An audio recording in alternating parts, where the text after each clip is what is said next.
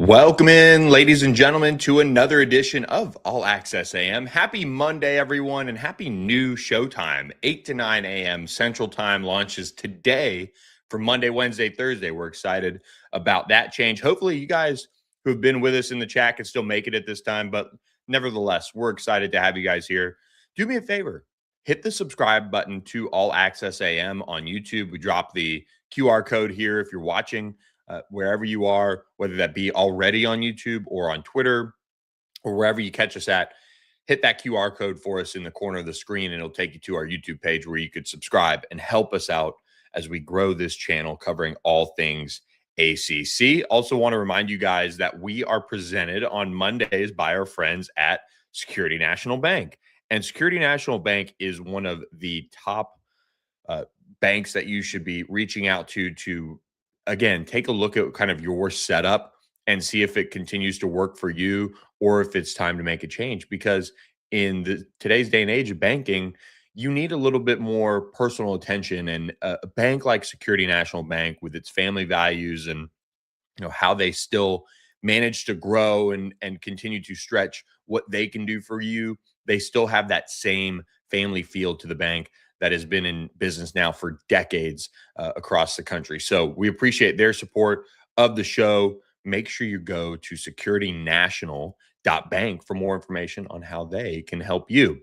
We've got a fun show for you guys this morning as we are going to have EJ Holland of Kane Sport join us at 8:30 a.m. Central Time to talk a little bit about Miami's recruiting efforts in the high school ranks and the transfer portal to retool this Miami roster and go ahead and push for another national championship push this upcoming season. They, of course, went out and grabbed Darian Mensah out of the transfer portal from Duke at quarterback. We'll get into all that with EJ Holland. He is new on the Miami beat, but one of my longtime friends in the industry. He actually gave me my start. So EJ Holland heads over to the Miami beat just in the last few weeks, and we're excited to have him on sharing everything with you guys on the Canes front. So we kind of looked at the Florida State side of this last week with Matt Lasser, breaking that down. Looked at it with David Cunningham on the Virginia Tech side. Now excited to get EJ Holland on to join us here in about 25 minutes. So appreciate you guys for tuning in with us. We are going to spend a good bit of the early portion of the show talking about ACC hoops. We'll get into a big coaching change across the ACC. SMU defensive coordinator Scott Simons is heading off to the NFL. So that's another one of those college to NFL coaching changes that has happened. And we'll break down a little bit of that for you guys. And I'll share my thoughts. Before we do get into ACC hoops, though, the ACC did finalize which teams will be only playing 8 league games from 2027 to 2032. And so this has been announced on, well, it hasn't, I don't know if it's been announced, but On3 broke the news, Brett McMurphy, that the ACC is going to have, teams that are only going to play 8 games. And it's not every team. It's sometimes multiple teams over this 2026 to, or should I say 2027 to 2032 range. But here are the teams that are going to play 8 games. Clemson next season and in 2028, Georgia Tech in 2029 and 2031, Syracuse in 2030, and Florida State in 2032. So in 2026, it's going to be 5 schools: Boston College, Clemson, Florida State, Georgia Tech, and North Carolina. And that is, bridging that gap to the 9-game league schedule that I feel like is going to help the overall conference get through these tiebreaker situations a little bit more. I think that's one of the reasons why you heard so much about it this year, obviously with the ACC only playing 8 games and then the tiebreaker going the way it did. It's still a league that now that is moving to 9 games per team for conference play.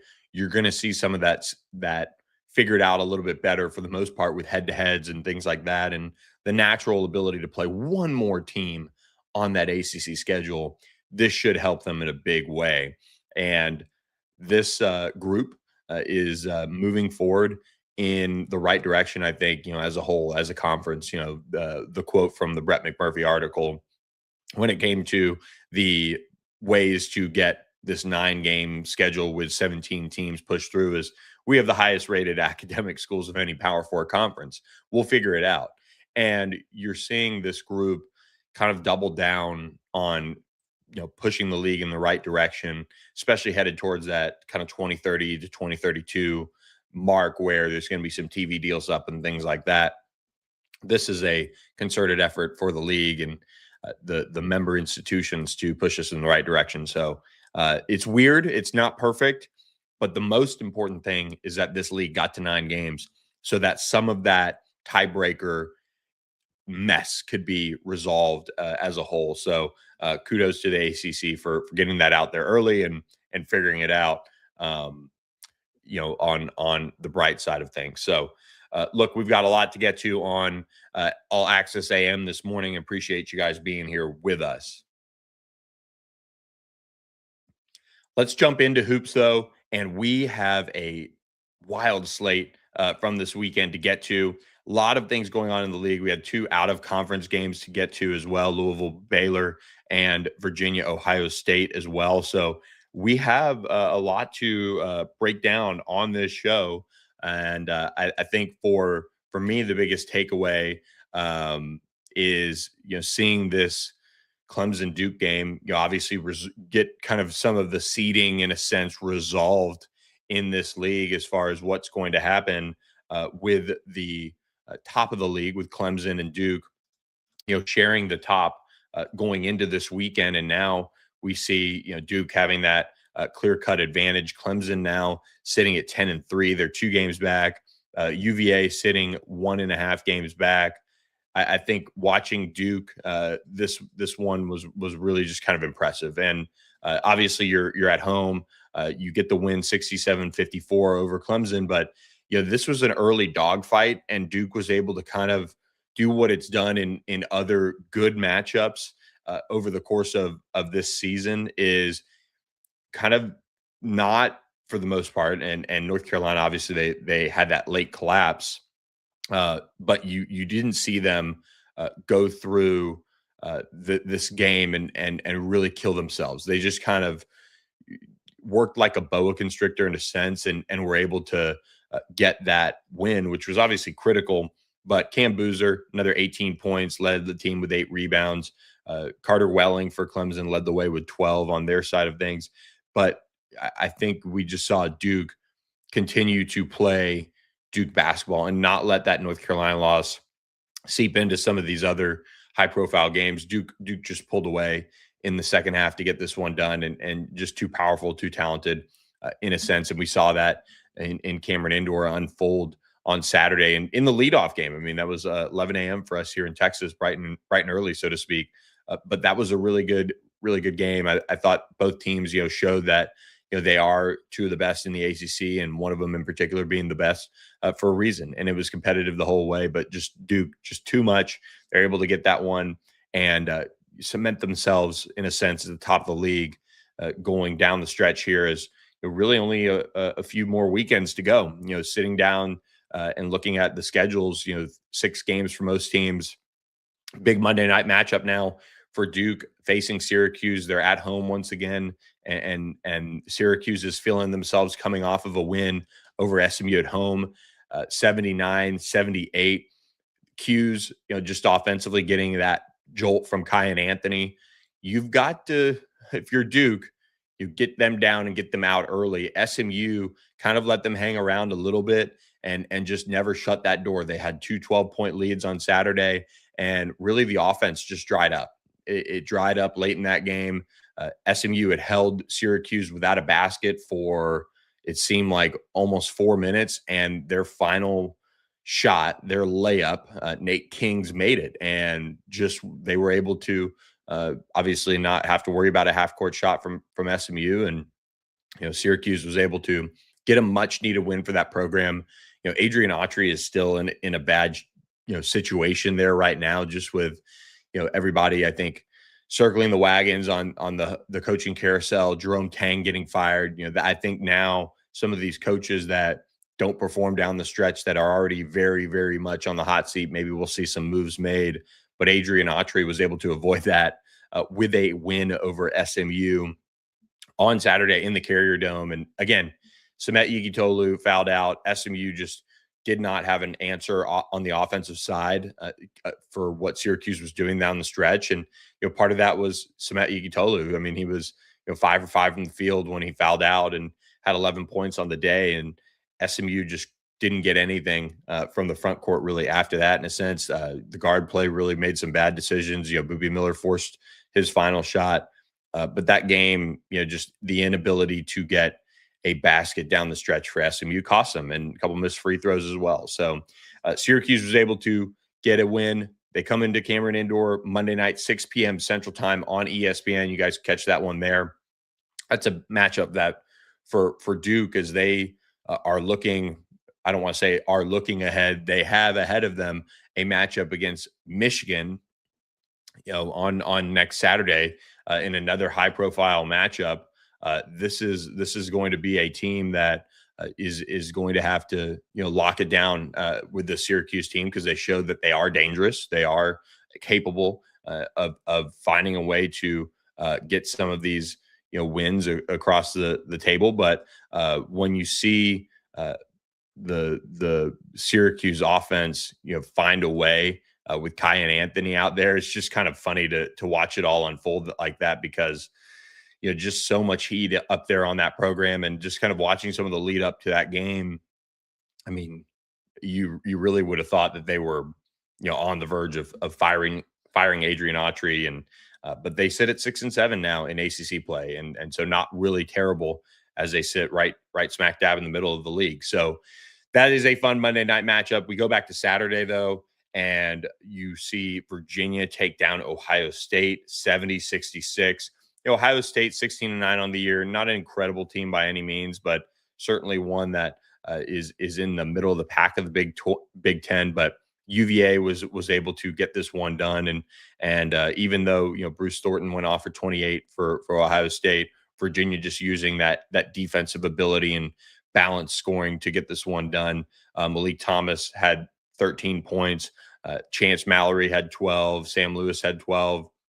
They got a lot of contributions across the board, but only shot 33% from 3-point range. They really kind of kept Ohio State in this, felt like, with some of the turnovers that they had in this matchup. But Virginia improves to 22-3 on the year. They're 15th. We'll see what happens when the AP poll comes out. But a really quality win for Virginia here, and one that I think continues to show just how good this league is, because then you flip over and you see what Louisville did to Baylor, getting a double-digit win in a neutral site game over the Bears, and they're not any good this year. It's 13-12 as a whole, but Louisville gets another 29 points from Michael Brown. Just an outstanding performance from him as a freshman, as one of the top young players in the ACC, and I think you've just got to give him a lot of credit for how he's bounced back from that injury. He averaged 37 points per game over the last 2 games, 5.5 rebounds a game, 4 assists, 4 steals, just incredible. Perfect 16 of 16 from the free throw line. And now Louisville heads to Moody Coliseum Tuesday night in a 6 p.m. matchup. That is a massive one for SMU after seeing them, fall to Syracuse. I don't want to say they don't have any room for error, but that was a game that, in terms of the NCAA tournament, SMU still in it, but that was a game that for SMU, you did not want to see them lose. And they dropped 2 spots in the net to 36. They're projected to make the NCAA tournament by most everybody, including On3, but we're still seeing this SMU team, kind of have those ups and downs and not closing out games. And yeah, they're 3-2 in 1 possession games this year, but you're seeing them as of late here against NC State and against Syracuse, faltering down the stretch and not getting it done. So they've got to get back on the right side of things if they're going to really improve their seeding, in a sense, for the NCAA tournament. And, if you're SMU, you don't want to start spiraling in a sense and, losing other games that you quote unquote shouldn't. They've got a West Coast trip here coming up, I believe next week. So they'll face Louisville at home this week. They'll face Boston College on Saturday. And then they go at Cal, at Stanford. then they host Miami, then they go at Florida State. So there are some sneaky tests in there. Obviously, SMU was able to get by Florida State earlier this year, barely, but that one looms large. They really have to win the games they should down this stretch. And I tell you what, though, if they got this win over Louisville, you really feel like they'd be in. That would give you the hope. They beat Boston College, they beat Florida State, they split out there in California, and then toss the ball up against Miami and see you're looking at this SMU team that could be very much in the NCAA tournament in a safe way with a win over Louisville. But Louisville is playing really good basketball right now. It's going to be a tough game. Michael Brown certainly feeling it, and now remains in Dallas. I don't think they flew back after their matchup on Saturday, but Tuesday night SMU takes on Louisville. That'll be a fun one to watch in Moody Coliseum. Looking back on Saturday as well, Pitt at North Carolina, UNC 79, Pitt 65. UNC, I think for them, the big storylines were off the court. And by off the court, I mean, Caleb Wilson injuring his hand in that loss against Miami. It was a hand fracture. No timeline for his return has been announced yet. But Dick Vitale was on the call during the Clemson Duke game, and here's what he said about this. And I feel so bad for Caleb Wilson and all the Tar Heel fans. He's probably done for the year. They don't know that for sure yet. So something to keep an eye on there. That would be really, really devastating for the Heels, I think, in the long term as a whole, with his 19.8 points per game, his 9.4 rebounds per game. Caleb Wilson's a star. Henry Visar, I believe, was out for this one as well. I saw a tweet right before the game, and I didn't get a chance to watch this one, but one that that is not. Yeah, he didn't end up playing. So for UNC to get this one done, even though Pitt's 2-11 in league play, they're 9-17 overall. Really good job by them to get this one across the finish line. Seth Trimble, 19 points. Jaron Stevenson, 19 points on the day to lead the Tar Heels. But the concern lies, of course, with Caleb Wilson, but Henry Visar and his injury. What does that look like as not a player that you could have seen them missing coming off of that loss of Miami as well. That was one that Caleb Wilson was asked about in post game, but Henry Visar was one that kind of came out of nowhere. So will he get back into the lineup here soon for UNC is a good question to keep an eye on as well, because right now Caleb Wilson's out for a while, and that will really hurt UNC as a whole down the stretch, as they do have another matchup against Duke, and then they before that they've got at NC State this week, at Syracuse, Louisville, Virginia Tech, Clemson. It's a tough road, and if you don't have Caleb Wilson, for sure you're going to need Henry Visar. So maybe a day of rest does him some good, but we'll be keeping a close eye on that. I'm sure it'll be asked about on Monday's ACC Coaches Teleconference. Before we finish up here with the rest of the Saturday recap, do want to remind you guys about our friends at Sportsmo as well. This is big. Sportsmo just announced this, that you can bet your friends head-to-head. So here's how it works. You load your wallet on the Sportsmo app. That money that you pledged to your favorite university that you want to support goes into your account. You can use it to bet on points or win, loss, whatever. And if it hits, it goes right to your school and you support your school's student athletes benefit fund. Guess what? You can now say to your friend, hey, I'll bet you, let's say, here we go, SMU Louisville, your Louisville friend, and you're an SMU friend. Hey, I bet you that SMU beats Louisville. If SMU beats Louisville, your friend, however much you bet him, will then take that money out of what he's pledged to Louisville's student athlete benefit fund. And if SMU wins, it'd go to SMU's and vice versa. So if Louisville wins on Tuesday, that SMU friend who uploaded $50 to his wallet and it was a $50 wager, you see that money go from SMU to Louisville. So you can literally bet against opposing fans and have it go either right to your favorite, your favorite college team, or you could lose it. So it's kind of an interesting dynamic there, but it's a lot of fun. It's kind of like a good old fashioned mayor's bet between two sides. Like I'm going to send you box of our famous whatever if we lose. But if we win, you got to send me a box of your favorite and famous city perks, what have you. So check out our friends at Sportsmo today and learn more about how you can impact your favorite college team's roster today. College basketball hits different with Sportsmo. You tap, they score. You pledge, they drop a three.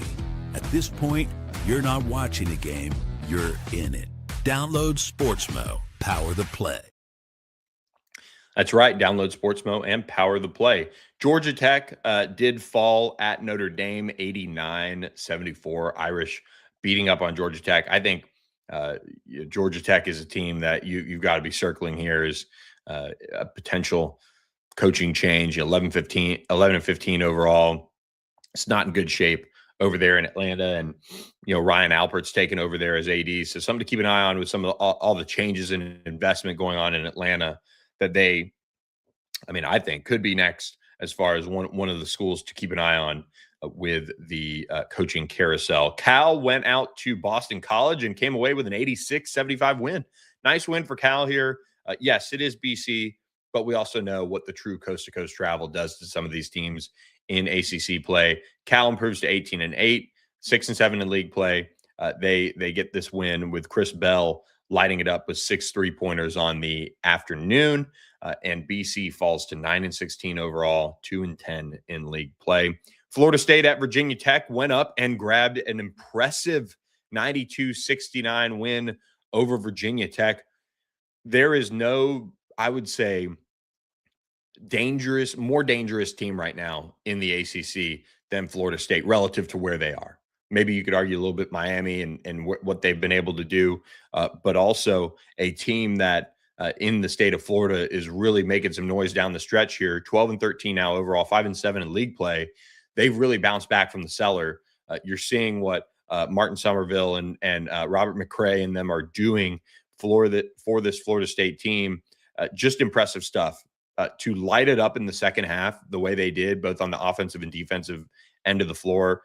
FSU outscored Virginia Tech 53-27 in the second half and just blew the doors off of Virginia Tech. A really, really disappointing loss for Virginia Tech. Drops to 17-9 overall, 6-7 in league play. And you're seeing this Florida State team just start to click, start to come together. So keep an eye on them going into the back stretch here. They've got Boston College at home. They go at Clemson. They play Miami. They face Georgia Tech, Pitt, SMU. It's not out of the realm of possibility for them to easily go 4-2 in that stretch. And we'll see kind of what happens there and just the way they could finish down the stretch, flying up the ranks maybe and making some noise in the ACC tournament. So kudos to Florida State for a really nice road win on Saturday. Meanwhile, we talked about SMU and Q's, but Stanford also accompanying Cal on their East Coast swing as they go at Wake Forest and lose 68-63. This is the type of game that can happen when you go coast to coast, as Wake improves to just 13-12 overall, 4-8 in league play. Stanford drops to 16-10 and 5-8 in league play, as Okorie, another 26 points to lead all scorers. But Juke Harris delivered 25 points in the win. Two teams that are sitting on the outside of the NCAA tournament and trying to find a way to make a move, but not looking likely that it'll happen right now. So finally, I would say, game that probably didn't get enough attention really, but Miami beats NC State on the road 77-76, and Will Wade calling his team soft after the game. I can tell you what, having covered Will Wade, he always tells it like it is. And for him to throw around the soft word, not great. NC State drops to 18-8 overall, 9-4 in league play. Miami improves to 20-5 and 9-3 in league play. Jay Lucas's first year as a head coach, man, he's getting the most out of the Canes here down the stretch, as Malik Reneau led all scorers with 26 points. Lubin had 17 for NC State, but man, the story continues to be these Miami Hurricanes and what they're doing in the basketball side of things now. They face Virginia Tech at home this week on Tuesday night, I believe. Today is the 16th. So, yes, Tuesday night. Then they go at Virginia. then at Florida State, then Boston College, SMU, Louisville. So some really tough tests here. That's what we were saying, kind of entering the meat of this schedule, and they came out on this stretch that they're on. I mean, they've won 5 of their last 6. Really, really good spot for the Canes to be in, and they are skyrocketing up the rankings of this league, and of course, making a move into the NCAA tournament with their push. They're currently projected as a 9 seed in the South region, which is Houston. They'd face Indiana in Oklahoma City in the first round. SMU continues to sit in the 9 seed mark in the West region this time, with San Jose facing Iowa in San Diego. Of course, we have North Carolina still in the mix as a 6 seed. They'd face the winner of Ohio State, UCF in the Midwest region out of Chicago by way of Tampa. It's always funny when some of these tournament cities and how they pop up. Duke sitting on the 1 seed line. They'd face LIU or NJIT. I don't even know where. I guess maybe New Jersey Institute of Trenton, but probably have that wrong. Out of Greenville, though, by way of the East region in Washington. So a lot of really impressive NCAA tournament teams right now for this ACC, and we are looking forward to following it down the stretch, as this will be a just fascinating ACC tournament. I really think there's a bunch of teams that can give everybody a game on any given night and really get hot and make a run in this tournament. So something to keep an eye on as we get into the late stretch of conference play. And as we're pretty much a month away from the ACC tournament getting going on the basketball side of things. And look, while that is all well and good, we're always going to talk football on All Access AM as well. And we've got a really good friend of the show who has just joined the studio, and he is now covering Miami 4-on-3 at Kane Sport, and that's EJ Holland. EJ, welcome to the show. Good to see you, my friend. What's up, Billy? How's it going?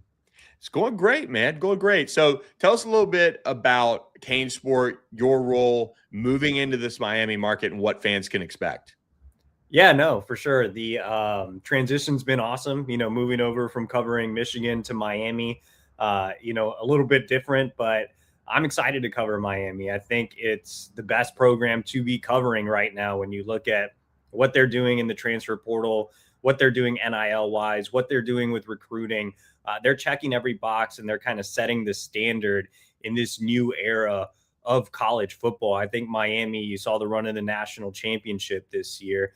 I think they've kind of, set themselves up to have long-term success with the way they're approaching things in all those phases. And, covering Miami, I'm going to be, moving down to Florida. So I'm excited about that. I know you're a Florida native, Billy. So excited to get down to Florida. Miami obviously has a ton of backyard talent from a recruiting perspective, but they've taken a more national approach as well. It's kind of crazy seeing how many national guys Miami is in the mix for to go along with, the hotbed of talent that they have in their own backyard. So obviously I'll be covering recruiting, and the transfer portal is so big in this era. So excited to see, what Miami continues to do there. I'll be covering it all over at canesport.com, but just really excited. I was on Michigan for 6 years, just felt like it was time for a change, and, Miami's, a great fit for me. So I'm super excited about the role.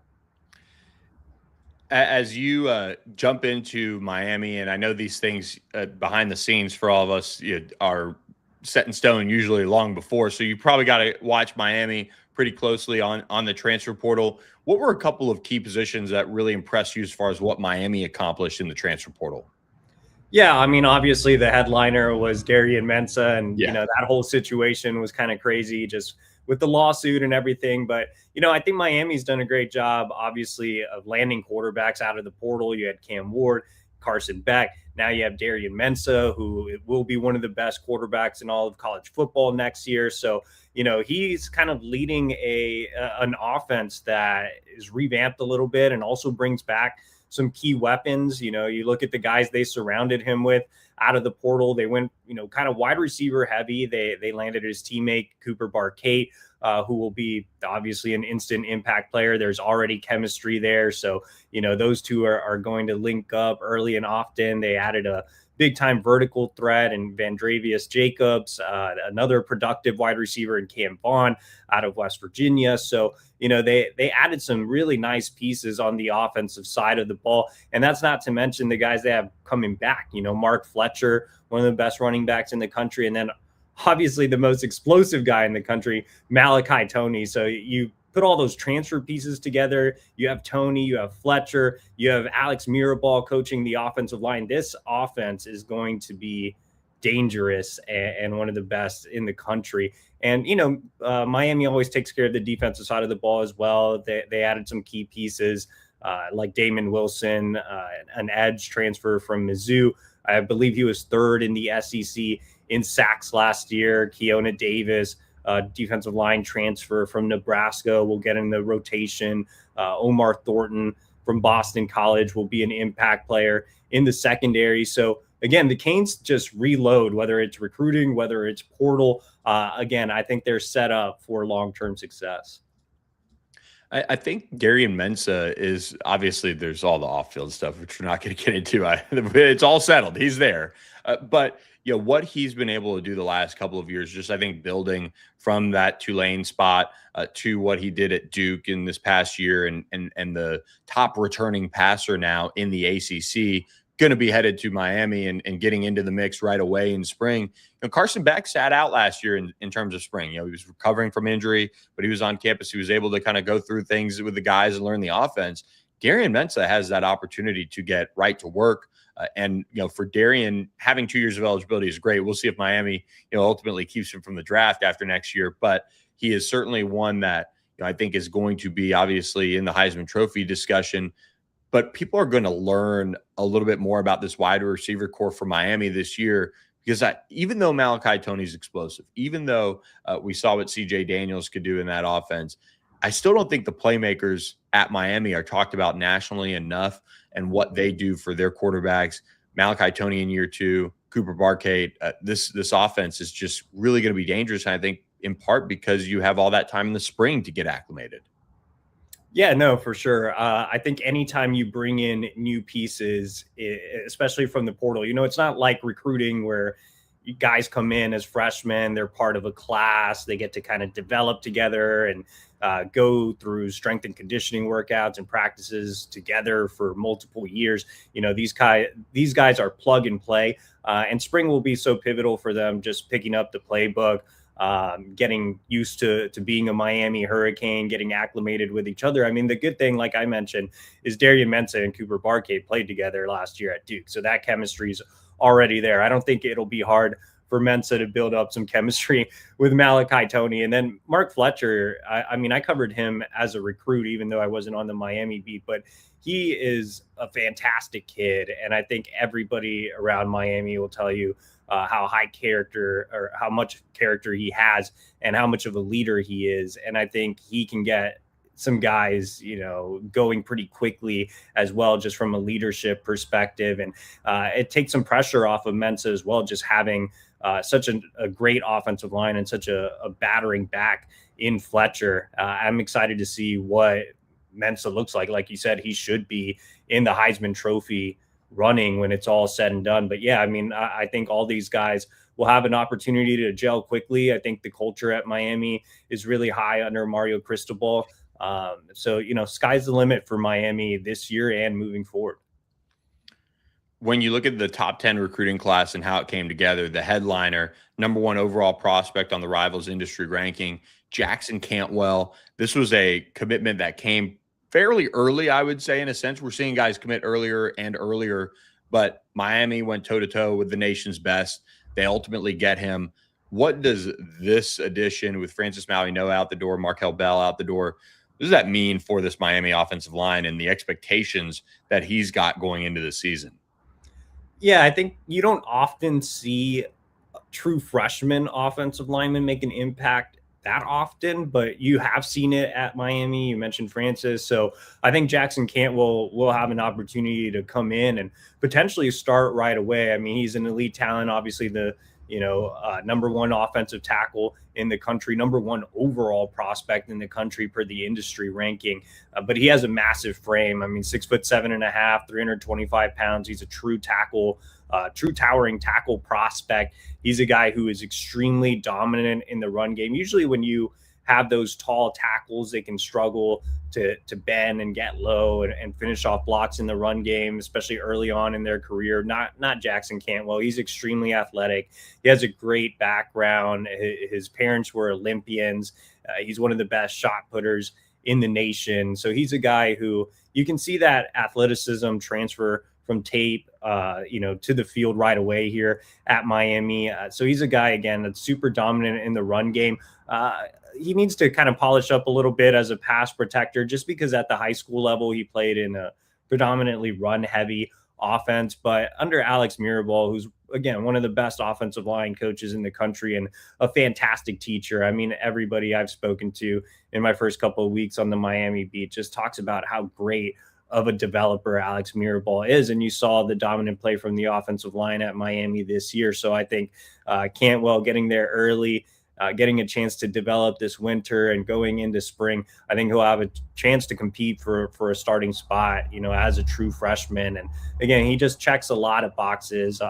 Obviously, when you bring in the number one player in the country, you have high expectations. So, and it's crazy. I just got back from the Rivals camp in Miami, and the Hurricanes are in the mix for Mark Matthews, who's the number one offensive tackle in 2027. So the Hurricanes are really looking to build that offensive line first and win in the trenches, just like they did this past season. We talked about the exciting lands of Darian Mensah and Cooper Barcade, and everybody knows Malachi Toney, but Miami's done a great job of fortifying the offensive line, adding that top tier talent, across the trenches. And if they can land Matthews next cycle to go along with Jackson Cantwell, man, this wall of an offensive line will be set up for many years.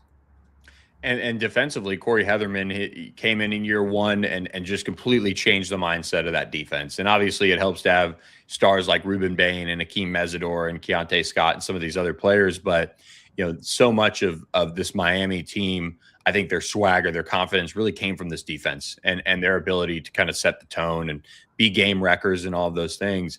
You add Keona Davis, you add Damon Wilson, Omar Thornton, another ACC on ACC crime there, coming over to the program.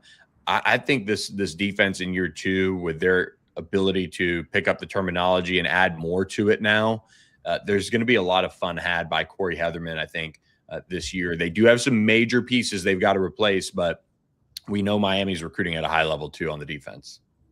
Yeah, definitely. I mean, defensively, you look at what they did in the recruiting class, again, focusing in on the trenches. You saw what Mesidor and Bain were able to do this past year. They added Ashari Charles, who's a little bit of, a shorter edge, which is completely fine. Miami obviously had a lot of success with the guys I mentioned. He was a late riser who burst into the top 100. They had a flip from Keyshawn Stansel. It's another, defensive lineman who can play across the front. So a lot to like about some of the guys they landed along the defensive line. They had a big win. James Dunnigan out in Kansas, who's a top 150 safety. So I think when you look at what Miami is trying to do defensively under Corey Heatherman, they're trying to, get guys who are aggressive, great culture fits, who just play with tenacity and a relentless motor. And I think you have a lot of those guys in this recruiting class. You have some of those guys in the portal. I thought the job Heatherman did was, arguably the best in college football. He was obviously a finalist for the Broyles Award, maybe should have won that award. He's, fantastic. Those two guys, man, Alex Mirabal, Corey Heatherman, those two assistants are, again, among the best in the country and so valuable for Mario Cristobal's staff. And I think when you're landing the talent that Miami is landing, and you couple that with elite coaching and development from your defensive coordinator and your offensive line coach, again, sustained success at Miami. There's no question it's going to happen. Let's look ahead a little bit in the future of Miami and their recruiting efforts to continue to bring players like Malachi Tony in and some of these homegrown guys. What's the temperature down there as far as Miami, the city, and how difficult it is and how competitive it is? Or are we seeing the fruits of that labor for Miami, the program investing and making that national championship game? Are you already starting to see that wheel really, really turn now that they've taken that step from, okay, we see the talent, we see the infrastructure and investment. Even last year, we didn't see it come to fruition with Cam Ward. Now that they've gone all the way to the national title game, you see in Miami that fence get more constructed and even more sturdier down there. Yeah, I mean, I think Miami now is very well positioned to keep their top talent at home. I mentioned Mark Matthews, again, the number one offensive tackle in the country, the number 2 overall recruit. I think he has an argument for the number 1 overall recruit nationally. So, he's at St. Thomas Aquinas, and, that school is obviously always loaded with top tier talent. Talking to Matthews yesterday, you can just see the excitement when, you bring up the Hurricanes and Alex Mirabal and what they did along the offensive line. And so I think Miami's the early leader there. The Rivals recruiting prediction machine certainly reflects that. And I think Miami's in-state recruiting starts with Mark Matthews. But aside from Matthews, I mean, they already have 3 in-state guys committed, including Amari Stevens, who's a Rivals 300 wide receiver, electric, has verified track times.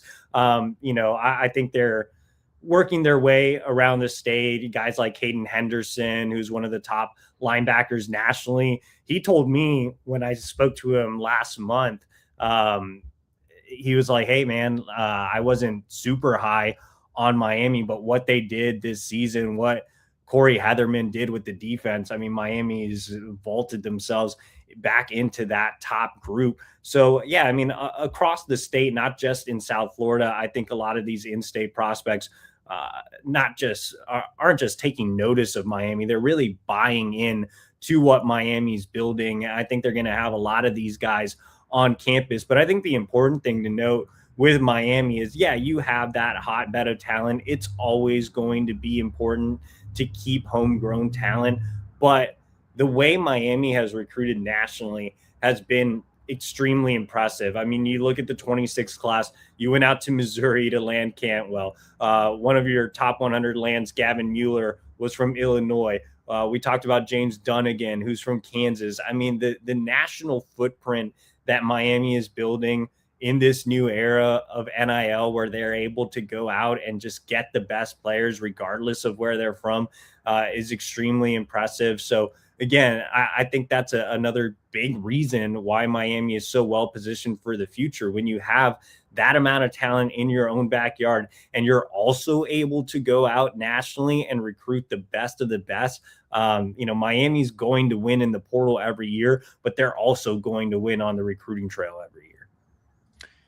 You have a list of biggest needs in this 2027 class for Miami and what they need to go out and attack when it comes to building this roster for next, the future? Yeah, I mean, I think, again, Miami's always going to put a premium on the trenches. So I think, continuing to bolster the offense and defensive line will be big. I think linebacker is definitely a position they need to attack. I mentioned Caden Henderson up in the Tampa area. He's a top target. Noah Glover is a Rivals 300 linebacker out here in Virginia, who Corey Heatherman saw twice during the winter contact period. Continuing to build the secondary as well will be key. They're in it with several top targets on the back end. Obviously, they just lost their corners coach in Zach Etheridge, so it'll be interesting to see who Miami replaces there. But they're in it with several guys on the back end, including the number 1 corner in the country, Joshua Dobson, who received a visit during the winter contact period. So again, I think it starts from the trenches out. I think Miami's always going to be able to supplement their recruiting with the transfer portal wins. And we talked about the guys they added, at quarterback, at wide receiver. So, those positions are still valuable. Miami's still going to take a high school quarterback every class, but with what they've been able to do in the portal, I'm not really concerned about Miami's quarterback recruiting moving forward, or even really their wide receiver recruiting moving forward. I mean, again, they're able to get guys out of the portal. They're able to win guys that are close to home. You go to Florida to get wide receivers. And so Miami's going to continue to do that on the recruiting trail. But yeah, I would say linebackers, secondary, and just continuing to build those trenches are key for the 2027 recruiting class. EJ Holland, we appreciate the time, my friend. Thanks for stopping by All Access AM, breaking it all down on Miami. Yeah, appreciate it, Billy. Everybody who's watching that's a Miami fan, make sure to go over to canesport.com, hit that subscribe button, and go Canes. Yeah, thanks. Appreciate EJ Holland for stopping by. He is the man on the Miami recruiting, transfer portal, all that intel you can get over at canesport.com, part of the On3 and Rivals Network. Appreciate EJ. Again, EJ gave me my start in this industry, so always love circling back with him, and we get to do more of that. We've kind of been in different conferences. Now I'm covering SMU, EJ's covering Miami, and we bring you all the ACC news we can on All Access AM. So please hit our subscribe button as well for us on YouTube and help us grow the channel. Speaking of helping you grow your next event into an unforgettable experience with our friends at Corporate Magic. And Corporate Magic delivers on a stage that you cannot imagine. The amount of work and timing and energy that they put into their live events. There's only a few companies in the world that can do it like Corporate Magic. And you've probably seen some of their events without even knowing it, whether it be massive national sales meetings to concerts to content pieces. Corporate Magic can make it all happen for you because they bring decades of experience to every project, combining planning, design, and technology to keep your audiences fully engaged. So make sure you go to corporatemagic.com. And then when you reach out to them and chat, tell them All Access AM sent you. That's corporatemagic.com to learn more.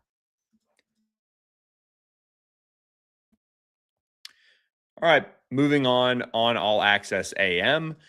We do have a couple more items here to close out the show with. And one of those pieces is North Carolina did sign a transfer quarterback. And that is transfer quarterback Teron Dickens. I don't know why I said it like that, but Teron Dickens is now headed to North Carolina by way of Western Carolina.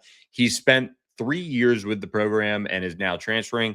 He threw for 3,500 yards, 38 touchdowns, 2 interceptions last season, 74% completion percentage. He had 321 rushing yards and a touchdown. This is a really sneaky ad. Now, Teron Dickens can compete with Wisconsin quarterback Billy Edwards and Texas A&M transfer Miles O'Neill for the starting quarterback job over there in Chapel Hill for Chapel Bill, as Bobby Petrino comes into the mix. So Bobby Petrino must have gotten there and said, hey, we need one more type of player to add into this program that went, not so good in year one in Chapel Hill. And, year two, what they're doing as far as investing in the high school recruiting and trying to get it done in transfer portal as well. They're trying to figure out their quarterback situation. If North Carolina can hit on that, that's certainly a game-changing piece there as we watch this program try to take the next step under Bill Belichick. But he was the runner-up for the Walter Payton Award given to the National Offensive Player of the Year in FCS. That's Teron Dickens. So a really impressive player here who brings a little bit of that dual threat ability for North Carolina. And look, Bobby Petrino has kind of added that into the offense a little bit more in some of his previous stops. Taylor Green was really good at Arkansas. So now he gets Teron Dickens and what they're going to bring with him. And just his overall productiveness is really, really impressive. So that was a major piece that North Carolina added into the fold here late, and they get that done. So kudos to them for continuing to add to the quarterback position as it is never a place that you should stay. I think stay content with. You always want to be adding at the quarterback position, and North Carolina did that. Close out with a couple other thoughts here. Mike Norvell did an interview with On3 this week, and that article has now come out, and our friend Pete Nakos did it. But one thing that Mike Norvell said in it, and I think it's obviously funny, is like, yeah, okay, thanks for doing your job. But he said, quote, "I've put my head down and gone to work. That's what I've done. I've done that regardless in years past where there have been talks of other opportunities. You stay focused on what you're doing. You stay focused on the job that's at hand. You're trying to be the best you can be." They did add John Garrett as their general manager and Taylor Edwards from, I believe, Miami. I think he came up from Miami. Maybe it was John Garrett from Miami. Maybe it was both. But added Taylor Edwards as their director of football and player acquisition. He's working with them to build this Florida State roster for the future. And Florida State, I think, has now flipped the switch into that, hey, we're going to hire people that build rosters kind of mentality versus, all right, we're going to leave it up to the head coach. And this is obviously a make or break year for Mike Norvell. If this comes together for Florida State, great. They've added Ashton Daniels. He impressed with Mike Norvell's play calling. Defense found its groove, make a bowl game, maybe even win it, maybe get back on track in that way. And then you can see them, okay, we've maybe found our little bit of formula here that we're trying to put together. It's not perfect yet. It's not refined. It's not ready to go to retail, but they're trying to see what works best. And deep down, like for me, I see Mike Norvell as a good football coach. I think now in this day and age of roster building and general managers and scouting departments and all of this stuff, you can't just leave it to, I think, a head coach's feel. And there are very few that you could. But Mike Norvell, for example, has not done well at the quarterback position, whether it be kind of missing an eval completely in like a DJ Uiagalelei, or Tommy Castellanos, maybe the mental, maybe the team component of it. I'm just going to say it. That has kind of been where Tommy has clearly, I think, from an outsider perspective, left something to be desired at times. Maybe it's his competitiveness. Maybe he's got that juice and it just comes out in those ways that it has. But Mike Norvell, I think, had to give up something in that regard. And the player acquisition and really looking at the roster piece is probably that area that Florida State said, hey, we can make some changes and invest in this, and it can pay off in a big way. And here's the thing, those two additions, John Garrett and Taylor Edwards, I believe, signed multi-year deals. So they're in it for the long run here. So now they can say, okay, all right, we're jettisoning some of the roster that has led to the downturn of Florida State.